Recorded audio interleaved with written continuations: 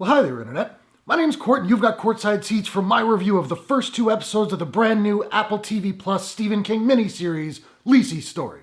Let's do it.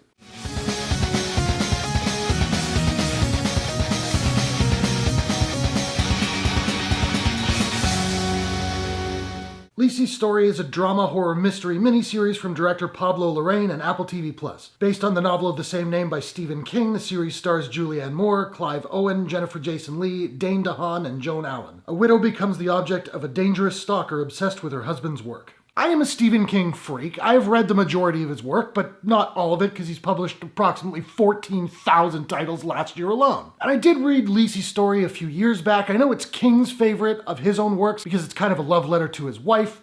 It's far from one of my favorites. It kind of delves heavily into the fantasy aspect. I don't love his fantastical stuff. That said, I remember really liking the characters, as I often do, so when this got announced, I was certainly curious about it, particularly because it's got such a great cast. So in this video, I will be reviewing the first two episodes, which are the only ones that have been released so far. And I'm gonna go spoiler-free for now, because I think a lot of people are unaware of this show. I don't even know if I'll continue coverage as the episodes come out more. If I do, I don't know if it'll be spoilers or spoiler-free. I guess let me know in the comments what you guys want to see. Now, the first thing that struck me about the show were the opening title sequence. I found it very reminiscent of Westworld. It kind of looks, it's got a similar look even though it's marionettes. The music was kind of reminiscent. I dug it. And I'm liking most of the acting so far. Julianne Moore, Jason Leigh, Joan Allen. Hard to go wrong there. I do find Clive Owen's American accent a little bit dubious. Like, it's not terrible, but there are moments where it sounds a little bit off. My biggest issue so far is with Dane DeHaan's portrayal of his character, and I like that guy as an actor. I don't know if it's his acting choices or if it's what he was directed to do, but his villain character's like really one note. I don't really remember how the character was portrayed in the novel, but here it's just him talking under his breath and smoldering and looking angry, and it's getting really tiresome already. I hope at some point in this series he'll get to do something a little bit more with it. And he's creepy, but also kind of quietly over the top in a weird way. And I will say this, I do not love the dialogue in this show so far. I believe both episodes' teleplays were written by King himself. And it's always a weird thing. His dialogue in his books is so good, generally, but when he writes it for the screen, it often doesn't work. And I think a lot of that is because when he writes for the page, he can give a character a sort of interior monologue.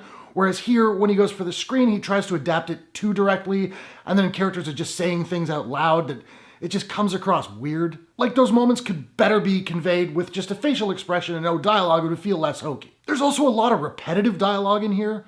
Like a character will say like, I know, yeah, I get it, I know, yeah, for sure, yeah, I get it. And it's like, I understand that that's how people talk in the real world sometimes, but there's a lot of it in this show, and it's getting like really distracting to me. I will say this, I love the look of this show. There's some great framing, some beautiful shots, particularly shots of water, and I remember water being a major part of the book. There's this awesome shot of Joan Allen's character pouring a bottle of water into a swimming pool, and the camera is in the pool looking up at the water cascading onto the surface of the water. It was gorgeous. And not to give too much away, but we are occasionally sort of transported to this otherworldly world, if you will. And it's absolutely beautiful, like hauntingly so. The cinematography on the show is really strong. Now, there's not a lot of major makeup in these first two episodes, aside from like blood and scars. And I'm not sure what Joan Allen looks like today. I don't know if they're digitally de-aging her or if they're using makeup to age her up. I'm inclined to say it's the latter. Either way, it looks really good. And finally, the last scene, and particularly the final shot of episode 2, loved it. It was visually beautiful, it was fascinating, it was definitely evocative of what I remember from the book. There's also this wide shot